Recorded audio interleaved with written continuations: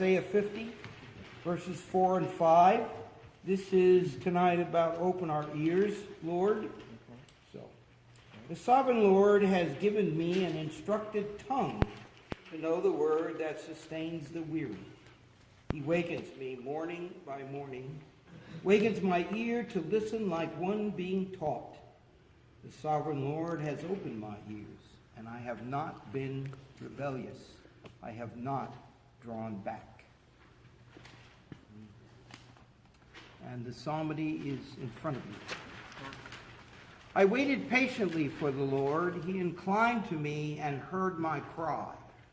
He drew me out from the desolate pit, out of the miry bog, to set my feet upon a rock, making my steps secure.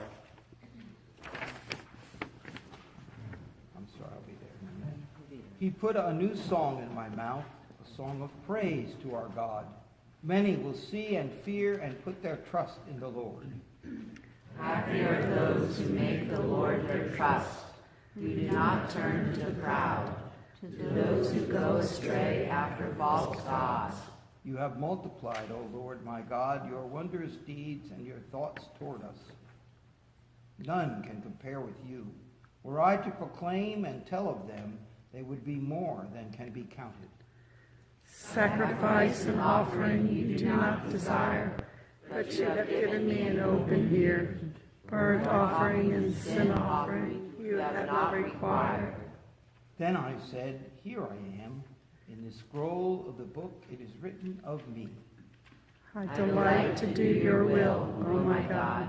Your law is within my heart. The next lesson is from Matthew 10.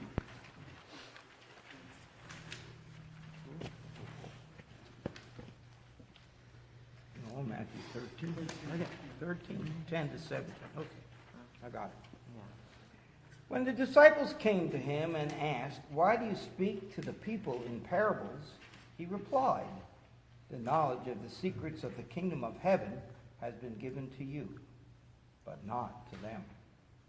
Whoever has will be given more, and he will have an abundance.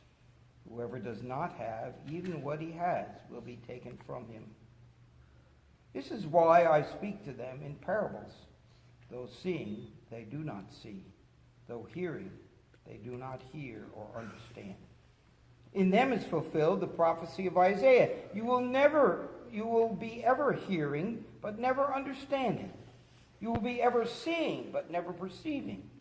For this people's heart has become calloused. They hardly hear with their ears. They have closed their eyes. Otherwise, I might see with their eyes, hear with their ears, understand with their hearts, and turn, and I would heal them.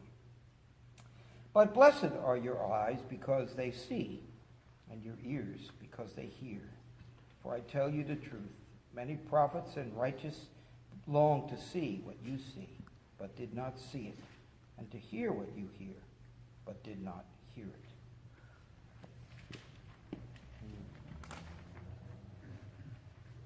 Okay, so we're going to play a little word thing now, and I'm going to start over here and whisper a sentence to everyone, and we're going to pass it along, okay, and we're going to see where it comes out over here, okay? All right. I'm going to stop so you do it, because I'm going to be recording. Okay. Yeah. I got to get this thing ready. No. Okay. Thank you.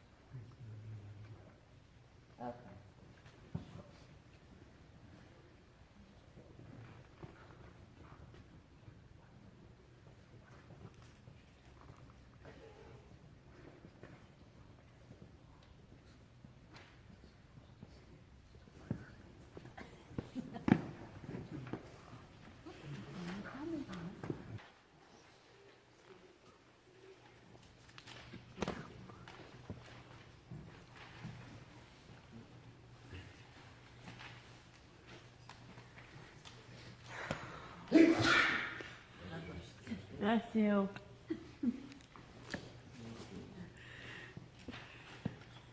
Here? Oh, that, Oh, okay.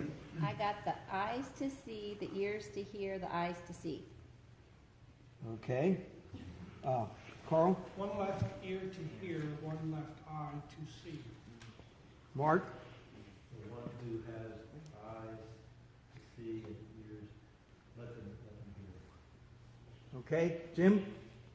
One who has eyes to see and ears to hear is a very wise person. Okay. Okay. So these people got the first, what I gave them. Here it goes. The one who has eyes to hear and ears to see is very, very wise. Is that what you heard? You heard that?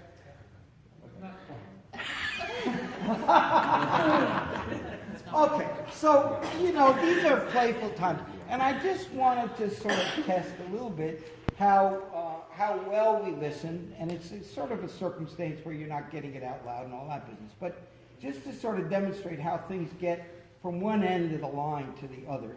How our ears work or don't work and our memories involved and all that stuff. And I switched the ears to hear and the eyes to see just on purpose to see if people would think, well, he gave it to us wrong or else he got it wrong or we got it wrong. So anyway, so we're talking about ears. But I really think it's got more to do with the ears. I think we regularly hear pretty significant truths in the Scripture. The problem is when the stuff gets translated through the ear, it's got to go through the heart. And I think that's where some of the difficulty comes in. Let me narrate that for you. I'm sure you're a little bit done some of the same thing I've done. I think it was even this morning. I listened to NPR. That's just, I keep up with news and things. And of course, when I do, I get their perspective.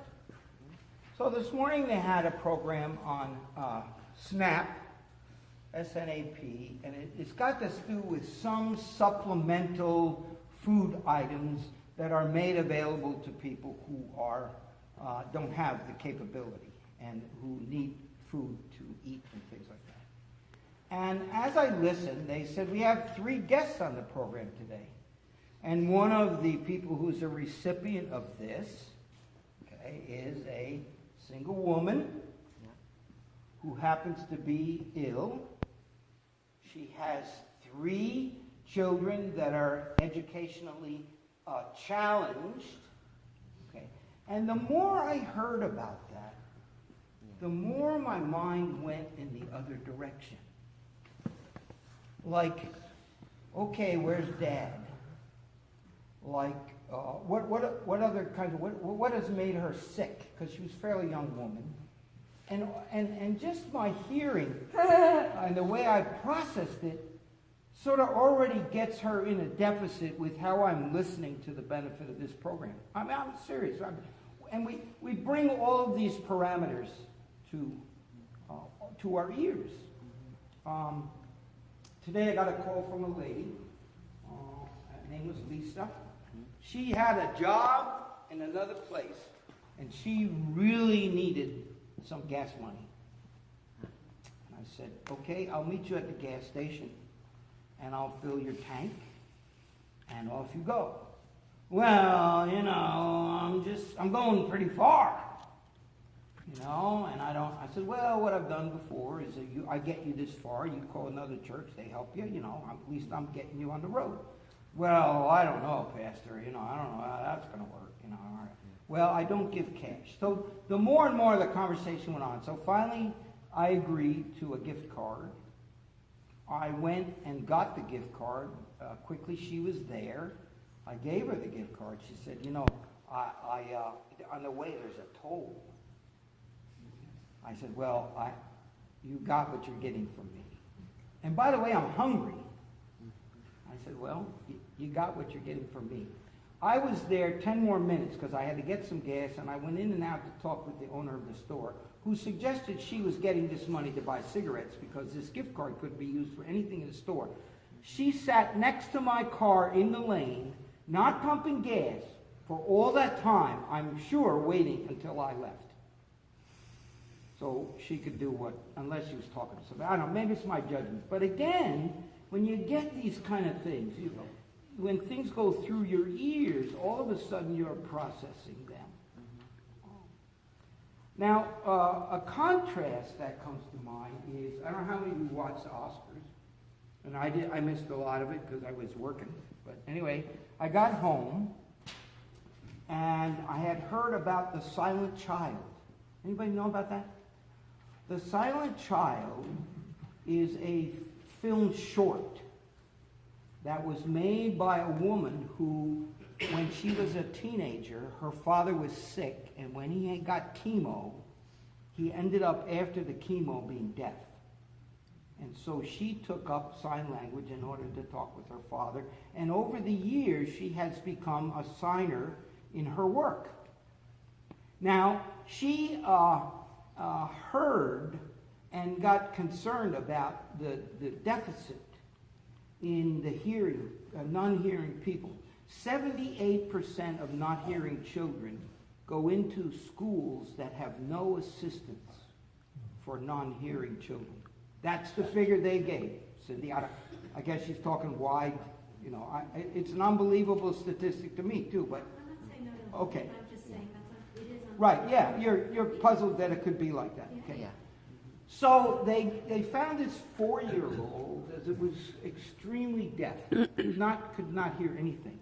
And she became the star of this film, The Silent Child.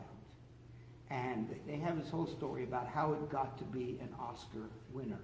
But anyway, she won, and they show the tape of her family in another room, and her saying to her teacher by sign, we are going to win. And she did. And then, but the thing that came out in the publicity was that the dramatic change that came about in this 4-year-old who was now put into a situation of not knowing or understanding much, but through sign language, just made rapid advances, a whole different world of seeing and understanding. And when I do these, I always think of these people. So in our neighborhood, when I was in Frederick, down the street, there was a little boy named Little Gene. And when Little Gene was 4 years old, the doctor noticed, and his mother noticed, there was black stuff running out of his ear. And they took him to the doctor, and the doctor said this: first of all, we have to get in there and scrape this out because this infection is going to go through his brain. Secondly, he has a severe infection and severe pain, which he's lived with for years in order for this to get this way. And thirdly, in the process, he has learned, because the mother was saying, well, how can this be? He functions, and he had learned to read lips to respond. So thinking the world, this is the way it is, I have pain, I don't hear, I learn to read lips. All this happens because he's faced with a challenge and he doesn't understand it. He just adopts. So when I think about our hearing facilities, I think about those kind of things. And mostly I want to think, when I think about those things, as to how people who are not supposed to be able to hear end up getting it. They end up getting a word, a message, some communication that just transforms their lives. And so now I got to think about us and me and this text. And as I just looked over a bunch of passages about this, I discovered that in some cases the not hearing is on God. I have made you so you do not understand. You are confused by my action. Some of it is that the confusion takes place because the people have been listening to other teachers and been distracted from what God's word is saying. And some of it really is, like in the gospel, the gifting that God gives to some and that others don't have that, don't hear. Yeah. Now, when you do certain kind of relationship things, you can study that we all have an executive council when we are faced with things. So you might have your own list of, I talked to Roby today, she said her executive council is some people from the Deaconess Association, a pastor she knows, maybe I'm part of that, maybe there's some other people that she trusts herself to when she is trying to understand what is going on in her life. So when I think about who's my executive council, a lot of things come to mind. So let me shout out a few to you. Okay? So my doctor is probably part of my executive council. He's the one that makes comments to me not only about keeping my health, but about taking care of my health situation. And he has a definite strength in my life.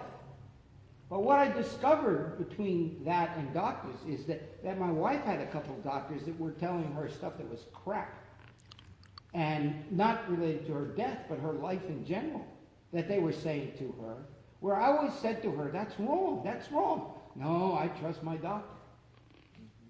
Now, I suspect we all have a financial advisor, or many of us, that's a person that helps us how to invest and how to keep track of our accounts and this kind of stuff. I suspect we have legal advice available to us, a lawyer if we need it, though it's expensive sometimes. We don't want to go to that person. Some of us have recreational advisors that sort of keep us in track about exercising and doing those kind of things. Most of us here have a spiritual connection, spiritual advisor, maybe the pastor, some other people that you pray with or talk with or do devotions with, all that kind of stuff. Yeah. I guess as I'm thinking about all the bombardment that our body takes and our ears take with our listening, where is the voice of God in this? That sort of has something to say to us about medical stuff. Or has some advice to us to make about legal stuff. Or has advice to us to make about our financial resources. Because many of those things are right in here. You got to look sometimes.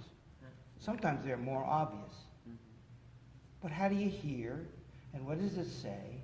And how does it affect you? And how does it stand either in contrast or in agreement with those other advisors that are around your table as being people that have information that to make available to you? Yeah. Now, maybe it gets at the example. I'll give it to you so you maybe get an idea how it works. So you all know that my neighbor planted these trees 15 years ago. Some of them are 45, 50 feet high. They're white pines. They're like this. And we had this big nor'easter. Well, first of all, the trees were planted right on the line. So when you go to the post where the line is, here's the tree right up against it. And it runs all along 150 feet of my property. It's all along it. Okay. Well, that should have been stopped from the beginning because there's a right-of-way where you can't plant and you can't. But Dave, being a nice neighbor, I let it go. So now the man that owns the house, he has dementia. His son is the one that I helped grow up, his father tells me. So first thing you know, I texted him and said, well, this is what's happened. These trees have fallen on my canoe and kayak are ruined. My shed is pretty messed up. Some other things in between that I can't see very well are all messed up. And he comes up to my house and says, I had to see what was going on. He says, by the way, I called my insurance guy. He says it's on you. I said, well, okay, Matt, I pretty much get that. I had heard it here. If it's on your property and it belongs to the other guy, it's still you. So I said to him, well, let's try to work this out. Well, so then he did finally call and say, I'm sympathetic. I'll even give you some money from your deductible to take care of this. Now the estimator comes. And the trees are starting out on his side and half on my side. Wow. So I said to him, what do? Do you cut the tree right up to the line? and give me an estimate to take that away, and then, it's just kind of like crazy. And now 3 days in a row, I got in calls from the same insurance company. They start out with, we want to know the damage on your shingles. And I say, by the way, I told the first person, then the second person, and now you, the third person, exactly what happened. The trees are on this side. In line is my canoe and kayak holder, some tables and chairs that are outdoor furniture, and my shed. Why you're asking about shingles on my house, I have no idea. So it's just the kind of convoluted stuff when we start thinking about what's going on here. How do I manage this? How does it get through my ears to my heart? And frankly, right now, I told the lady the other day, I said, I'm going to start a thing. My insurance company too. And I'm going to gather a lot of insurance people together, and we're all going to file suit because we've been cheated on money that we're owed where we paid insurance for 50 years. Anyway, it's a large distraction. But what I want us to do is think about how is God received in our ears, and how do what goes into our ears get to our heart, and where are there places where there's real resistance, and often I think one of the things that I read was how often the scripture even says it, we get tired of listening to God and frustrated, and we go to our own set of teachers who speak more to what our ears want to hear. And I think if there's a danger here, that's it. Now, I guess to contrast that, what I want to do is say to you, so what are our ears likely to hear from God that makes us happy and gives us a peace and encouragement? And then I think of all the things that seem to get through better than some of the other stuff. I'm with you always. I love you. I forgive you. I give you my grace. So those things. And so that's the kind of context we hear our ears bombarded about. And you may do some thinking with me about what part of our ears do we need to work on so that some of the things that we're less likely to be willing to hear can get through. And we can try to ask God to open our ears, even as we would ask him to open our heart to hear more clearly what he's saying to us about the various ways that he makes contact with us in our lives and our faith, and what he calls us to be and do. And if Lent's about anything, maybe if we're trying to look at that part, it's what are the things that we would like God to remove or to help us get through in terms of those things that deny his word to us or keep us from fully understanding it.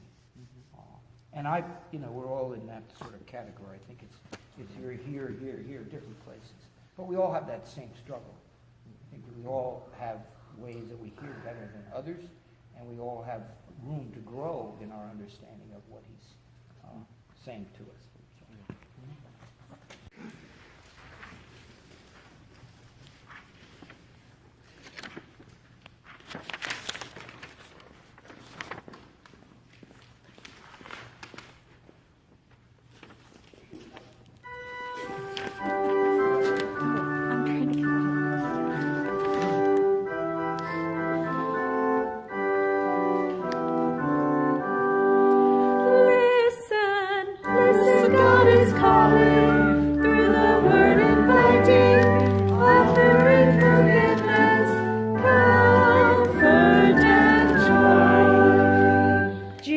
Gave his mandate, share the good news, that he came to save us and set us free. Listen, God is calling, through the word inviting, offering forgiveness, comfort and change. Let none be forgotten throughout the world. In the triune name of God,